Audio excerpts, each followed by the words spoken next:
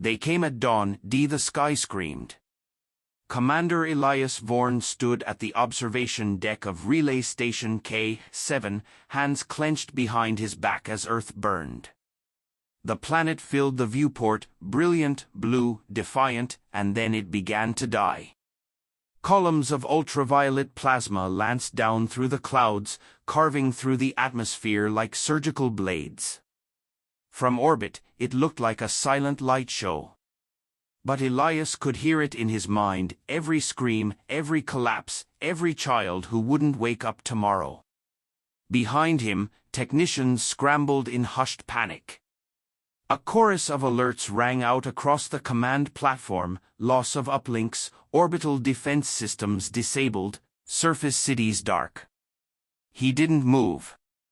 "Sir," Lieutenant Kale said from the tactical console, "we've lost contact with New Tokyo. Confirmed thermal spike, full vaporization. Estimated death toll." "Stop," Elias said, voice cold and level. "I don't need a number for that." Kale hesitated, nodded, and turned back to the console. The station's comm line flickered, static and scrambled chatter. A single frequency burst through, faint but sharp. It was a child's voice. "Daddy?" The sound shattered him. Elias turned slowly, walking toward the console like every step cost him a piece of himself. "Record it," he said. "Every channel. I want the galaxy to hear this." The tech hesitated. "Commander, the signals?" "Do it," Elias snapped. The final seconds came in fragments, his daughter's frightened voice, a low rumble, then silence. Earth was gone. Not occupied. Not conquered. Gone. Hours passed. Elias remained at the viewport, silent as drifting ice. A planet had died. His planet. His family. And still, the Velari hadn't said a word. No demand. No message of surrender. Just fire. They hadn't come to rule. They'd come to erase. He thought of the past year, humanity's first contact with the Velari Empire. The golden-armored emissaries. The polite promises. The hollow treaties. The quiet contempt behind every alien smile. He should have known then. "They studied us," Elias muttered, voice low. "And they feared what we could become."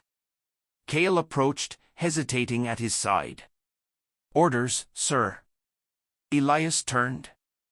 His eyes, red, hollow, were colder than space itself. "We send a message. Not to them. To us." The command chamber dimmed as the transmission began. Elias stood before the relay's main console, face lit by the pulsing blue glow of the broadcast beacon. To every Terran outpost still listening.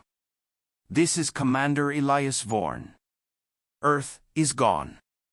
We've been attacked. Not invaded. Annihilated." He paused. The silence pressed heavy. "We don't have fleets. We don't have alliances. But we have fire. We have rage. We are still here." His tone sharpened, every syllable honed like a blade. "They think we'll scatter. They expect fear. But we were born in war. We climbed out of ash before, once from our own mistakes. This time, it's theirs." Elias leaned closer to the console. "Listen to me. We don't surrender. We don't kneel. If they want the rest of us, they'll have to rip every colony from the cold vacuum, one by one. And we'll make sure they bleed for every inch." He ended the transmission with 3 final words. "Humanity endures. Fight." Later, in the dim corridors of the station, Elias sat alone beside an offline communications panel. His daughter's drawing still hung beside it, a messy crayon sketch of a starship and a family standing together. He touched the corner of the page, fingers trembling. For a moment, he wasn't a commander. He was a father, alone in the void. A soft knock echoed behind him. It was Lin Rakim, old friend, former fleet strategist. He looked aged beyond his years, stubble forming, eyes red from staring at war data. "I saw the broadcast," Lin said. Bold. "It wasn't a speech," Elias replied. "It was a promise." Lin sat beside him. "They'll hit Mars next. Then the moons. You know that." "I know," Elias said. "But they've made one mistake." Lin raised an eyebrow. "Just one?" "They left survivors." Lin nodded, grim. "We've got 12 frigates, mostly patched together. A third of them can't outrun a meteor. And no fleet admiral wants to sign on for a suicide campaign."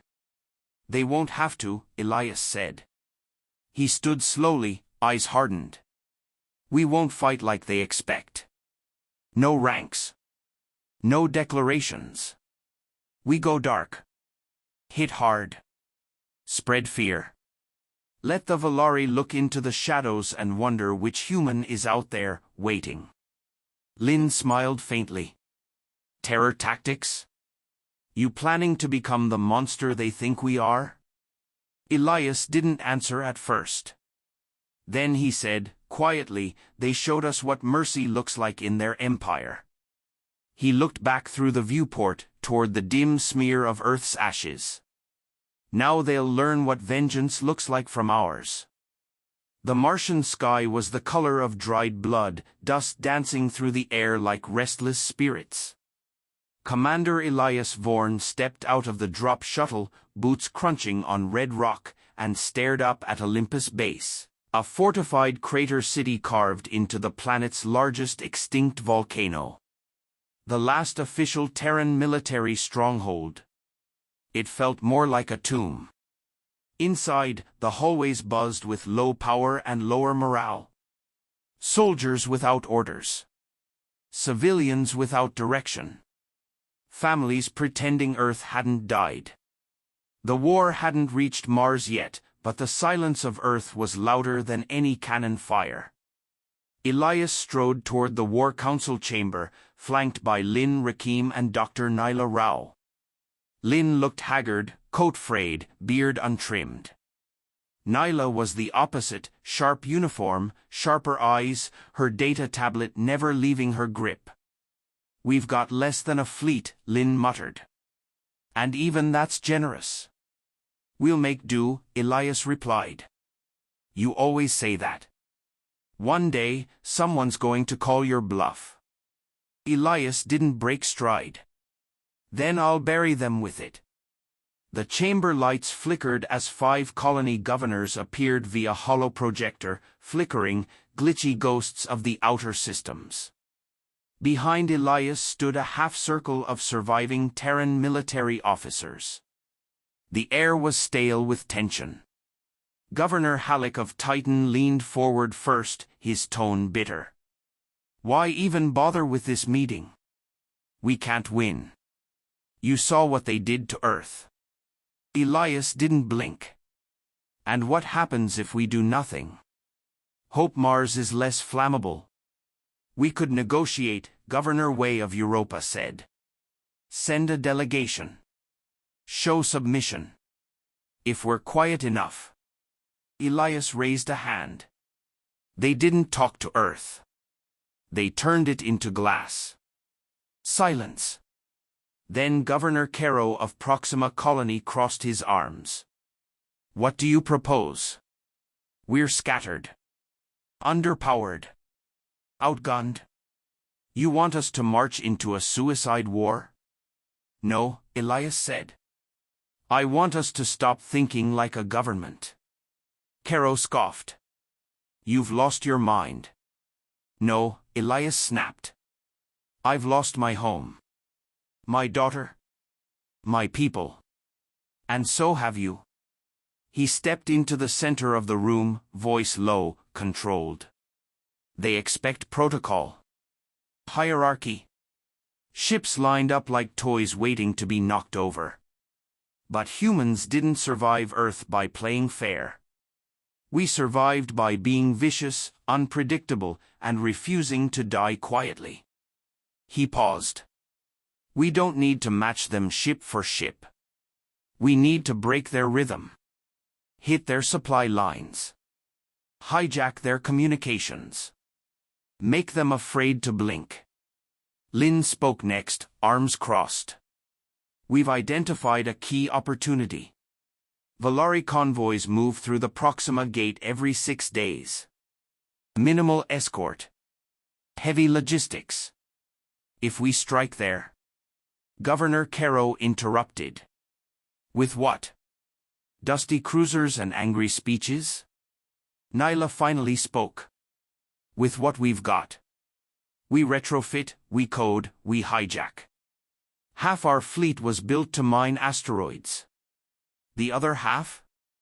We make smarter. Faster. We use AI to mask signals. We don't fight their war. We drag them into ours. Governor Halleck frowned. You really think that's enough? Elias looked around the room, face hard. I don't think. I know. Because if we don't, then the next screams will be yours. He turned toward the holotable, pressing a button. The image shifted, Earth, a swirling sphere of fire and debris. This is what they do to planets. And still we hesitate? Still we ask if we should fight. Silence held for a long beat. Then Governor Kero sighed. You want one shot, Vorn? One ambush? Fine. But if you fail... Elias met his eyes. I won't.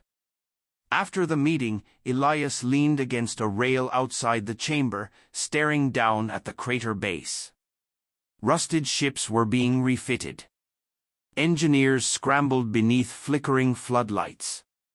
The air tasted of recycled failure and sparks. Nyla approached, tablet in hand. We've got 10 ships we can prep. Maybe 12 if we cannibalize the freighters. Do it, Elias said. I'm rewriting their core AIs now. Stealth patterns, heat masking, command link deadlocks. He glanced at her. You always this optimistic? No, she said dryly. But I've stopped believing in despair. It's inefficient. Elias allowed a ghost of a smile. Remind me to promote you after the war. She raised an eyebrow.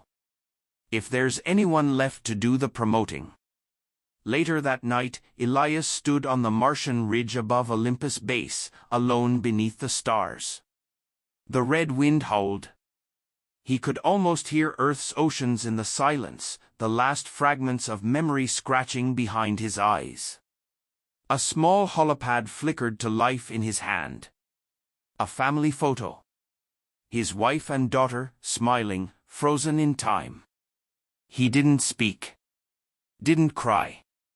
Just stared. Footsteps approached. Lin. She'd be proud, Lin said quietly. Elias didn't look up. She shouldn't have to be. She should still be here. They stood there a long moment. Lin broke the silence. You think we actually have a chance? No, Elias said. Then he looked up. But they're about to find out we don't care. Space was quiet. But silence wasn't peace, it was a blade waiting to drop. Commander Elias Vorn stood inside the command deck of the Sparrow's Edge, eyes locked on the black void just beyond the Proxima Gate. His fingers rested lightly on the holo display, rotating the tactical model with slow precision. 12 ships, patchwork vessels of salvaged hulls and rerouted engines, hid within a dense asteroid cluster, silent and invisible. Behind him, Lin Rakim paced. Convoy ETA? Elias asked. Nyla Rao's voice crackled through the overhead comm. 40 seconds. All ships holding stealth parameters. No emissions. No chatter. Elias nodded. His pulse never rose. The quiet was familiar now, like the moment before a blade sank deep. The Velari convoy dropped out of warp with royal arrogance. 5 heavy freighters escorted by a single patrol destroyer. Silver hulls gleamed under Proxima's faint light. Their formation was loose, relaxed. No caution. No urgency. The enemy didn't even scan the rocks. Elias watched them drift into the trap, every second sharpening the moment like a scalpel. Then, "Now," he said. From the asteroids came death. 2 human strike frigates lunged from the shadows, engines flaring to life in a sudden burst of movement. Magrail cannons fired high-velocity tungsten slugs, silent, precise, brutal. The lead Velari freighter took 3 to the midsection before it even raised shields. Explosions burst across its spine. Air vented. Lights blinked out. Target 2 down, Rao reported. Strike confirmed. Minimal backscatter. The Velari destroyer spun in place, panicked and disorganized. It launched a flurry of plasma bolts toward the asteroids, blind and wide. Their targeting AI hadn't adapted fast enough. Too slow. Too clean. Elias leaned into the calm, "Send the ghost drones." Full swarm. Hundreds of fist-sized decoy bots, each broadcasting false signals, scattered like starlight. The Velari systems, unused to such chaos, began firing wildly into the empty dark. A second freighter exploded from internal overload, its core destabilized by a direct strike to its shielding node. "Contact on enemy destroyer," Lin called. "Shields weakening. They're trying to retreat." "Block warp," Elias said. "Drop the jammer." No escape. The Sparrow's edge released its prototype distortion pulse, an electromagnetic wave that garbled spatial coordinates just enough to scramble a warp sequence. It was untested, risky, and devastating. The Velari destroyer tried to shift. Its engines flared, and then it cracked in half. Cheers erupted on several Terran channels. Lin grinned. "We just took down a Velari warship with trash and borrowed software." Elias didn't smile. "We're not done." 2 remaining freighters drifted now, systems crippled. One began broadcasting a surrender beacon, universal frequency. "Do we accept it?" Lin asked. Elias stared at the projection of the crippled ships. "Board 1, he said. "Take their bridge. Leave the other. Let it run." "You want them to spread the story," Lin said, catching on. "No," Elias corrected. "I want their empire to feel what fear tastes like." Inside the captured Velari freighter, smoke clung to the hulls like ghosts. Human Marines in matte black armor swept room by room, methodical and silent. No gunfire, most of the crew had surrendered, stunned that they'd lost to Earthborn scavengers. In the control chamber, a young Velari officer stood trembling, weapon shaking in his 3-fingered hands. He stared at Elias with wide, slitted eyes. "You're not supposed to be capable of this," the alien said, voice high and uneven. You're not even bred for war." Elias took the weapon from him gently and set it aside. "No," he said. "We're bred for survival. And now we remember how." Back on Mars, the broadcast spread faster than light. Footage from the ambush. The detonation of the Velari destroyer. The surrender. The captured ships. Earth's fractured colonies, once fractured and quiet, lit up with signals. Volunteers surged into resistance networks.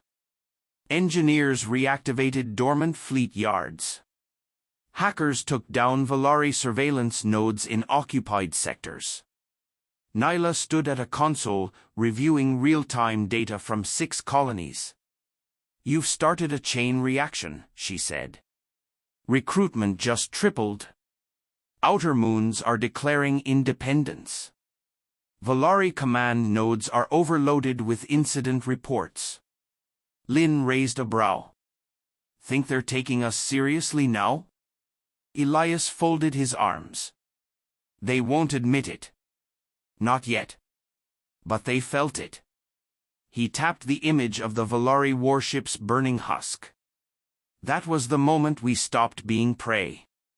Elsewhere, far across the stars, Archprince Xel'Tar Noris stood before a cathedral-like war chamber aboard the Valsaruk, the imperial flagship of the Velari Ascendancy. Advisors surrounded him, tall, robed, proud. One knelt before him now, trembling. "The convoy was completely destroyed, my lord. We believe human rebels are responsible. They used unconventional tactics." "Stop," Noris said. He stepped forward, slowly descending the stairs of his throne. "Unconventional?" The advisor nodded. "Yes, High Commander." Noris leaned close. His voice dropped to a whisper. "You mean primitive?" The advisor swallowed. "Yes, my lord." Noris straightened, eyes glowing with restrained contempt. "Burn Proxima," he said. "Burn everything near it. Show them what it means to wake a sleeping empire." On Mars, Elias watched as new ships entered the orbital dock, civilians, freighters, outdated cruisers, all requesting upgrades, weapons, orders. The war had begun. Not a war for survival. A war to be remembered.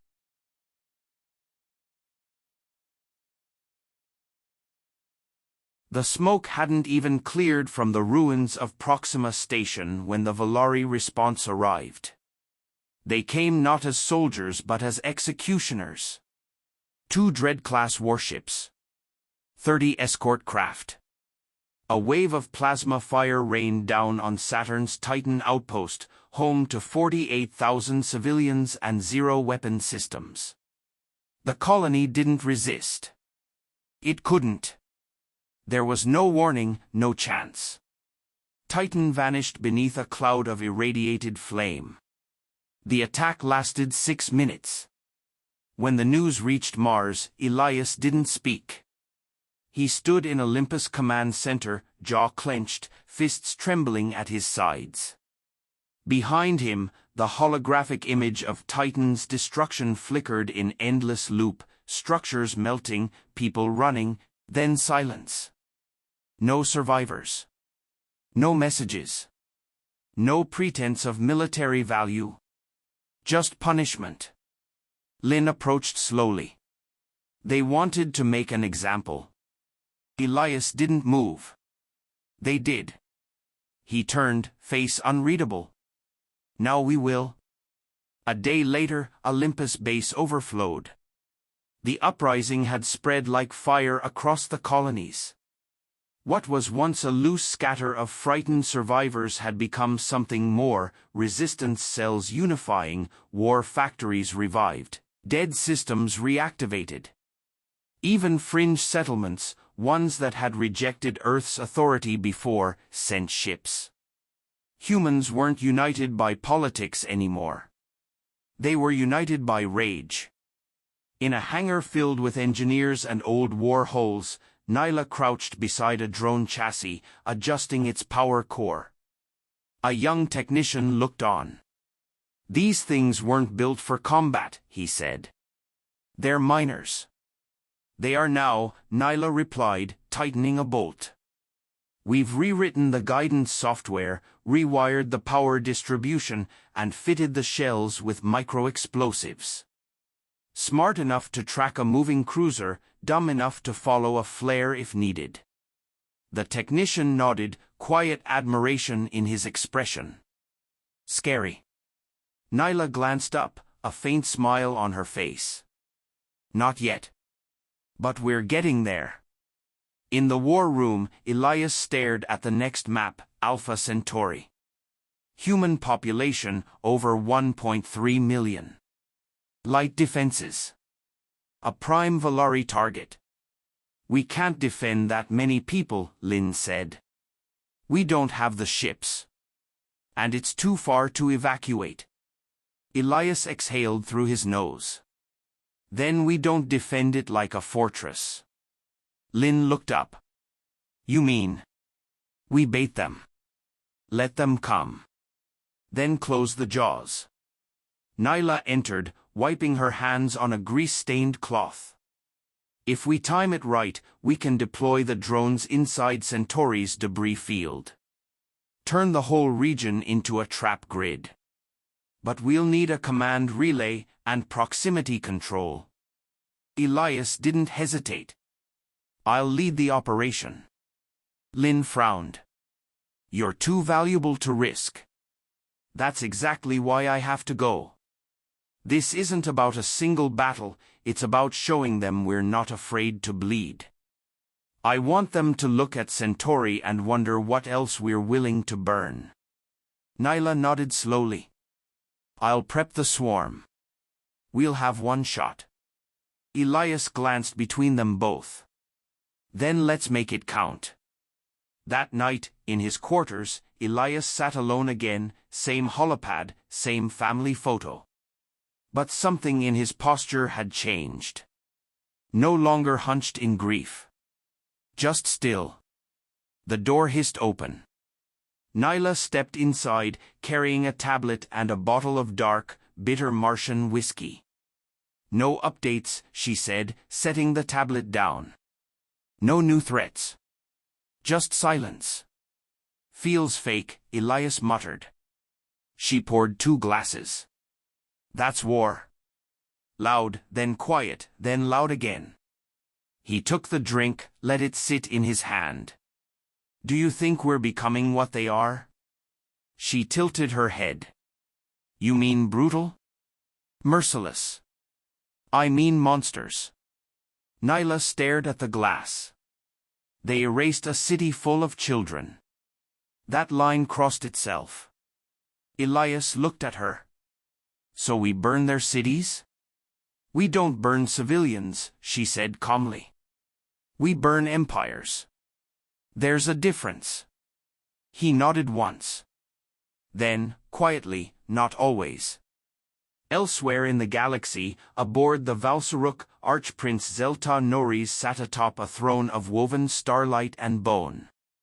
The walls of his chamber pulsed with alien energy, alive, humming with status feeds and tactical readouts. He sipped a clear viscous fluid from a tall obsidian cup as a scout commander knelt before him, head bowed. My lord, the scout began. Human forces have grown. Their colonies are mobilizing faster than anticipated. We've detected unusual signal patterns, drones, cloaked transmissions, misdirection tactics. Highly irregular. Norris said nothing. They've also begun targeting logistics lines. We've lost 6 transports in the last 10 cycles. Still nothing. The scout hesitated. They're becoming coordinated. Norris rose slowly, regal robes dragging across the floor like mist. They are insects, he said. Insects sting when dying. The scout remained silent. Norris walked to a projection sphere and gestured. Alpha Centauri lit up. Prepare the culling fleet. We erase this world before the infection spreads. He turned to the scout, voice calm but deadly. And tell the others. I do not want a war. I want silence. Back on Mars, Elias stood atop Olympus Command once more. Before him stood rows of Marines, engineers, pilots, hackers. Some wore armor. Others still wore civilian coats. But all of them had the same eyes. Eyes that had seen the edge of extinction and chosen not to die. He didn't give them a grand speech. He just said, "They killed Titan."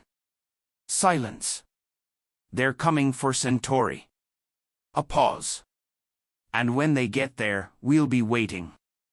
The sky above Alpha Centauri shimmered with distant stars, calm, cold, indifferent. Beneath that silence, humanity waited in the dark.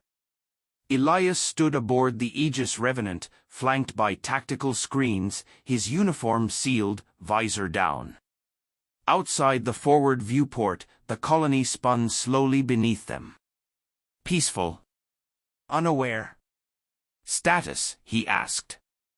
"Velari fleet incoming," Nyla's voice crackled over comms. 49 vessels. Dreadnought in center. "They're not masking signatures, they're daring us." "Let them."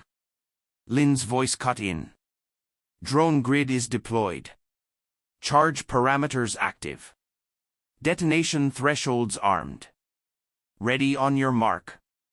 Elias exhaled slowly, fingers gripping the edge of the command rail.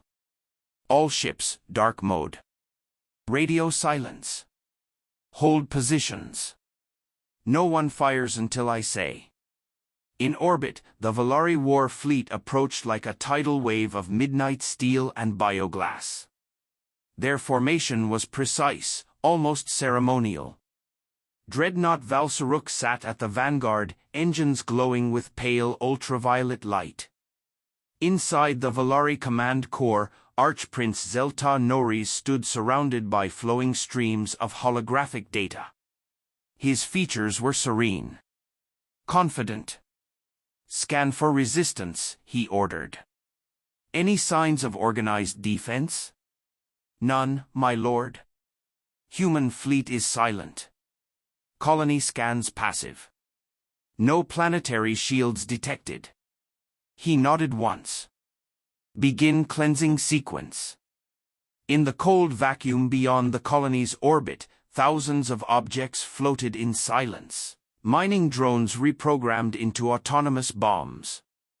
Smart enough to track, dumb enough to obey. And then the bait arrived.